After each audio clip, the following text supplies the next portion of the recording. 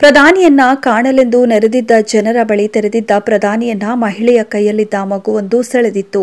ಮಗುವಿನತ್ತ ಹೋದ ಪ್ರಧಾನಿ ಅದನ್ನ ಎತ್ತಿಕೊಂಡು ಮುತ್ತಾಡಿದ್ರು. ಕೆಲ ಹೊತ್ತು ಮಗುವಿನ ಜೊತೆ ಆಟ ಕೂಡ ಆಡಿದ್ರು. ಮಗುವಿನ ತಾಯಿಯ ಸಂತೋಷಕ್ಕೆ ಪಾರವೇ ಇರಲಿಲ್ಲ. ಅಲ್ಲಿ ನೆರೆದಿದ್ದ ಜನ ಮೋದಿ ಮೋದಿ ಎಂದು ಹರ್ಷೋದ್ಗಾರ ಹಾಕಿದ್ರು. ಇನ್ನು ಈ ವಿಡಿಯೋ ಸದ್ಯ ಸಾಮಾಜಿಕ ಜಾಲತಾಣದಲ್ಲಿ ವೈರಲ್ ಆಗಿದೆ.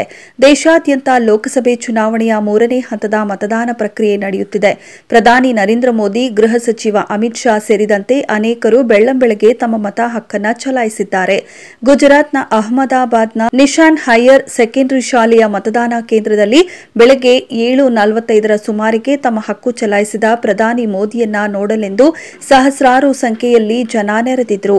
ಈ ವೇಳೆ ಅಲ್ಲೇ ಇದ್ದ ಮಹಿಳೆಯ ಮಗುವೊಂದನ್ನ ಎತ್ತಿಕೊಂಡು ಪ್ರಧಾನಿ ಮುದ್ದಾಡಿದ್ದಾರೆ. ಪ್ರಧಾನಿ ಮೋದಿಗೆ ಮಕ್ಕಳ ಜೊತೆ ಅವಿನಾಭಾವ ಸಂಬಂಧವಿದೆ. ಅನೇಕ ಬಾರಿ ಮಕ್ಕಳೊಂದಿಗೆ ತಾವೊಬ್ಬ ಪ್ರಧಾನಿ ಎಂಬುದನ್ನು ಕೂಡ ಮರೆತು ಅತ್ಯಂತ ಪ್ರೀತಿಯಿಂದ ಮಕ್ಕಳ ಜೊತೆ ಬೆರೆಯುವುದನ್ನ ಆಗಾಗ ಕಾಣಬಹುದಾಗಿದೆ.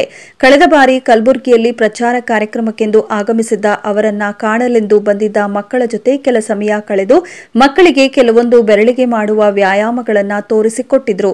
ಇದೀಗ ಮತ್ತೆ ಅಂತಹುದೇ ವಿಶೇಷ ಕ್ಷಣದೊಂದಿಗೆ ಪ್ರಧಾನಿ ಮೋದಿ ಗಮನ ಸೆಳೆದಿದ್ದಾರೆ. ಪ್ರಧಾನಿಯನ್ನ ಕಾಣಲೆಂದು ನೆರೆದಿದ್ದ ಜನರ ಬಳಿ ತೆರಳಿದ್ದ ಪ್ರಧಾನಿಯನ್ನ ಮಹಿಳೆಯ ಕೈಯಲ್ಲಿದ್ದ ಮಗುವನ್ನು ಸೆಳೆದಿತ್ತು. ಮಗುವಿನತ್ತ ಹೋದ ಪ್ರಧಾನಿ ಅದನ್ನ ಎತ್ತಿಕೊಂಡು ಮುತ್ತಾಡಿದ್ರು. ಕೆಲ ಹೊತ್ತು ಮಗುವಿನ ಜೊತೆ ಆಟ ಕೂಡ ಆಡಿದ್ರು. ಮಗುವಿನ ತಾಯಿಯ ಸಂತೋಷಕ್ಕೆ ಪಾರವೇ ಇರಲಿಲ್ಲ. ಅಲ್ಲಿ ನೆರೆದಿದ್ದ ಜನ ಮೋದಿ ಮೋದಿ ಎಂದು ಹರ್ಷೋದ್ಗಾರ ಹಾಕಿದ್ರು.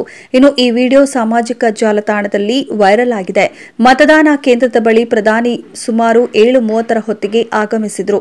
ಅಮಿತ್ ಶಾ ಪ್ರಧಾನಿಯನ್ನ ಸ್ವಾಗತಿಸಿದ್ರು. ಬಳಿಕ ಇಬ್ಬರು ನಾಯಕರು ಸುತ್ತ ನೆರೆದಿದ್ದ ಸಾರ್ವಜನಿಕರತ್ತ ಕೈ ಬೀಸುತ್ತಾ ಮತಗಟ್ಟೆಗೆ ತೆರಳಿದ್ರು.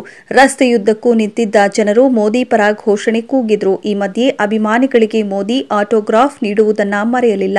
ಸಾಮಾಜಿಕ ಜಾಲತಾಣ ಎಕ್ಸ್ನಲ್ಲಿ ಪೋಸ್ಟ್ ಮಾಡಿರುವ ಮೋದಿ ಅವರು ಈ 3ನೇ ಹಂತದಲ್ಲಿ ಎಲ್ಲರೂ ಹಕ್ಕು ಚಲಾಯಿಸುವ ಮೂಲಕ ದಾಖಲೆ ಪ್ರಮಾಣದ ಮತದಾನಕ್ಕೆ ಕಾರಣವಾಗಬೇಕು ಎಂದು ಕರೆ ನೀಡಿದ್ದಾರೆ. ಚುನಾವಣೆಯ ಇಂದಿನ ಹಂತದಲ್ಲಿ ಮತದಾನ ಮಾಡುವ ಎಲ್ಲರೂ ದಾಖಲೆ ಸಂಖ್ಯೆಯಲ್ಲಿ ತಮ್ಮ ಹಕ್ಕು ಚಲಾಯಿಸಬೇಕೆಂದು ಮನವಿ ಮಾಡುತ್ತೇನೆ. ಮತದಾರರ ಸಕ್ರಿಯ ಭಾಗವಹಿಸುವಿಕೆಯು ಖಂಡಿತವಾಗಿ ಚುನಾವಣೆಯನ್ನ ಮತ್ತಷ್ಟು ರೋಮಾಂಚಕಗೊಳಿಸುತ್ತದೆ ಎಂದು ಅವರು ಬರೆದುಕೊಂಡಿದ್ದಾರೆ.